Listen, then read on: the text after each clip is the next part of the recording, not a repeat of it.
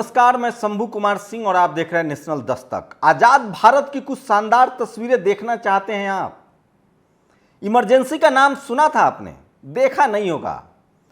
हम सब लोग जो नए जनरेशन के हैं, जो 80 के दशक बाद पैदा हुए हैं, उन्होंने इमरजेंसी सुना तो है, देखा नहीं है। अच्छा है, देख लेते हैं। वो तमाम लोग जो इस देश में हिटलर का नाम तो जानते हैं लेकिन नाजी शासन देखा ना हो, स्टालिन का नाम जानते हो लेकिन रूस में उसका शासन न देखा हो, जारों का शासन न देखा हो, मुगलों, औरंगजेब, इन सब लोगों का शासन नहीं देखा हो, तो सरकार कैसे शासन करती है और डेमोक्रेसी का कैसे मजाक बना दिया जाता है, ये सब कुछ चल रहा है देश की राजधानी दिल्ली में। और ये मैं नहीं कह रहा हूँ, ये वो तमाम लोग कह रहे हैं जिनके साथ ये हो रहा है। और मैं इसलिए इस पर भरोसा करता हूँ क्योंकि जब कांग्रेस की सरकार थी और अब भी जब प्रधानमंत्री नरेंद्र मोदी हैं, उन्होंने कई बार संसद में कहा है कि इंदिरा गांधी ने अत्याचार किया था जब वो प्रधानमंत्री थी और उन्होंने इमरजेंसी लगाया था, विपक्षी नेताओं की गिरफ्तारी हुई थी। आज क्या हो रहा है वो देखिए। राहुल गांधी पर ईडी के मामले चल रहे हैं, उनसे पूछताछ हो रही है। पूरा मामला 2015 में बंद कर दिया गया था लेकिन उसके बाद फिर से पूछताछ है। सरकार है, कर सकती है पूछताछ, कोई बात नहीं है।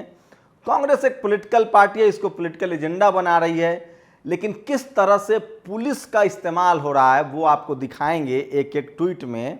पहले वीडियो सुन लीजिए, उसके बाद कुछ और बड़ी खबरें। ये उमाशंकर सिंह ने ट्वीट किया है, मैं नहीं कह रहा हूं, इनको जेल में डाल दीजिए।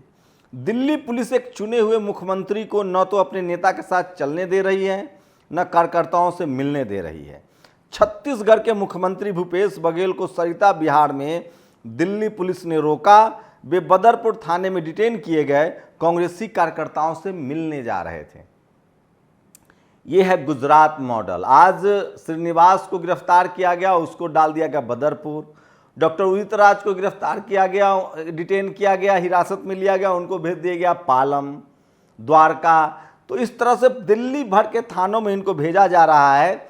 लेकिन ये खबरें नहीं पहुंचेंगे क्योंकि टीवी अखबार जो है, मैं देख रहा हूं लगातार, वो कांग्रेस को और राहुल गांधी को अपराधी घोषित कर चुकी है।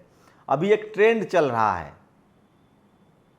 मीडिया जज है, बुलडोजर फैसला सुना देता है। तो ये सब चल रहा है। खैर, भूपेश बघेल ने क्या कहा है वो देख लीजिए। भूपेश बघेल ने लिखा है, बहुत डरपोक है ये गोडसे के वंशज। मुझे और मुकुल वासनिक जी को दिल्ली में अपोलो अस्पताल के सामने रोक लिया है। हम बदरपुर थाने में बंद हमारे कांग्रेसकर्ताओं से मुलाकात करने जा रहे हैं। हमारे कार्यकर्ता बब्बर शेर हैं, सच के लिए लड़ रहे हैं, ये लड़ाई लड़ी जाएगी। तो सोचिए, इस तरह की चीज़ें चल रही है। लेकिन इससे आगे देखिए डॉक्टर उदित राज का ये वीडियो। पालम जीएनबी थाने के पास राहुल गांधी जिंदाबाद, कांग्रेस जिंदाबाद, ये उदित राज हैं। कल भी इनको जेल में भेजा गया था, आज भी जेल में भेजा गया, डिटेन किया गया था।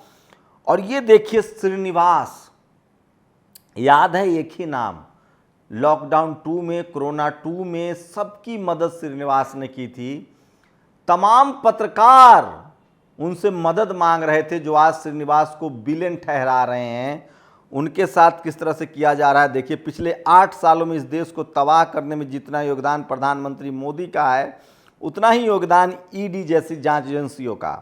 विपक्षी दलों के नेताओं पर झूठे मुकदमे करना, मूल मुद्दों से भटकाने के लिए जांच आडंबर करना ही ईडी, सीबीआई, आईटी का काम है।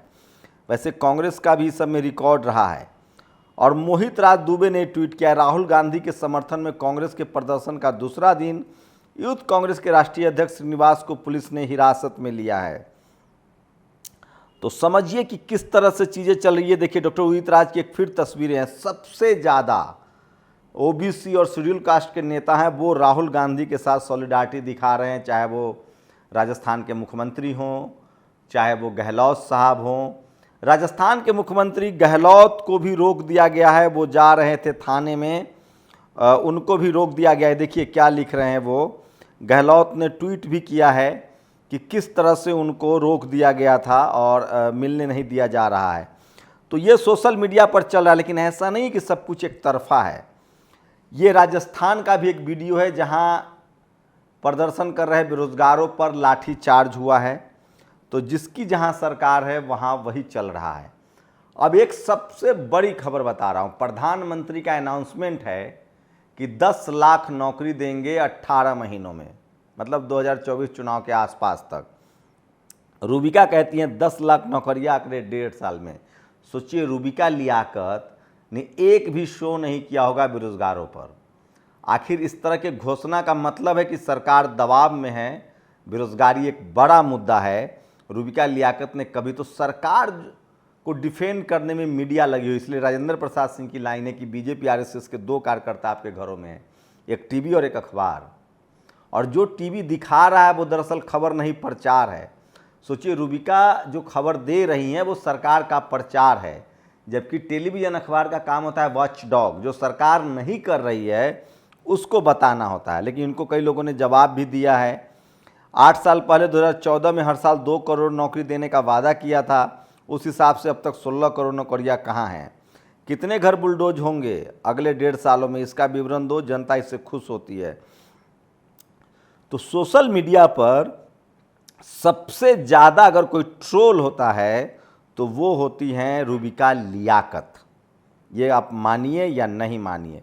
एक और खबर बता रहा हूँ, रक्षा मंत्री ने एक अनाउंसमेंट किया है, अग्निवीरों के लिए एक अच्छी पे पैकेज, 4 साल की सेवा के बाद एग्जिट पर सेवा निधि पैकेज एवं एक liberal death and disability package की व्यवस्था की गई। रक्षा मंत्री, सेना में अग्निवीर के नाम से 4 सालों के लिए आपकी नौकरी लगेगी। दिलीप मंडल इसके पक्ष में है, वो लिखते हैं 4 साल के लिए फौजी भर्ती करने का फैसला सही है। भर्तियां रेजिमेंट आधारित न होकर अखिल भारतीय आधार पर होगी। 4 साल बाद इनमें से 75% लोग बाहर होकर अपना काम तलाशेंगे। अंग्रेजों ने तथाकथित मार्शल रेस को ही सेना में लेने की जो नीति बनाई थी उसे अब जाकर बदला जा रहा है अग्निवीर के नाम से। ये अच्छी पहल है।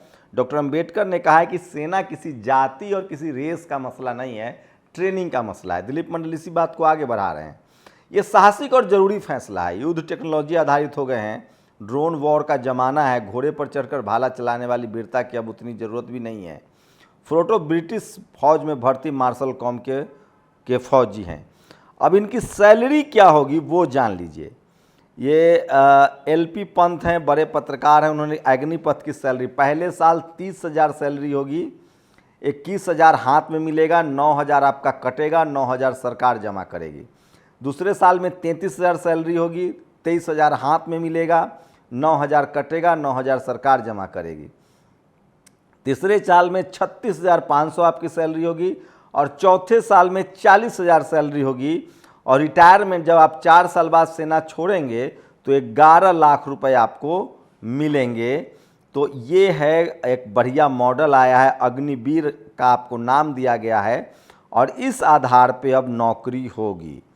तो सोचिए, ये बड़ी खबर आपको बता रहा था जो सोशल मीडिया पर आज वायरल है। लेकिन सबसे बड़ा सवाल है कि क्या टीवी अखबार अगर आपको खबर नहीं बता रहा है तो आपके पास खबर का सोर्स क्या है? आप कैसे खबर चेक करते हैं, कैसे खबर जानते हैं, ये बड़ा सवाल है। और मैं इसीलिए कह रहा हूँ कि सोशल मीडिया ही सच्चा मीडिया है, सोशल मीडिया ही बहुजन मीडिया है। और ये वो तमाम खबरें, आप बताइए कि कांग्रेस के साथ जो हो रहा है वो सही है या गलत है। मैंने कांग्रेस कार्यकर्ताओं से बात की है, काश विपक्षी दल शुरू में ही सड़क पर आते तो उनकी बारी ना आती। ये सवाल कानूनी हो या राजनीतिक हो, डेमोक्रेसी में सबको अधिकार है अपनी बात कहने का, प्रदर्शन करने का। लेकिन ये उतना ही बड़ा सच है कि इस देश में सबसे ज़्यादा सीबीआई, इनकम टैक्स और सरकारी मशीनरी का दुरुपयोग एससी, एसटी, ओबीसी, माइनॉरिटी के साथ हुआ है, अब जाके कांग्रेस के साथ हो रहा है। इसीलिए मैं कहता हूं कि कभी भी एससी, एसटी, ओबीसी, माइनॉरिटी के नेताओं को चोर मत कहिए, उनको मीडिया के द्वारा स्पॉन्सर्ड करके चोर बनाया जाता है। दरअसल इस देश में बहुजनों के लिए जो भी किया है वो बहुजन नेताओं ने ही किया है। आपकी प्रतिक्रिया बहुत ज़रूरी है। शुक्रिया।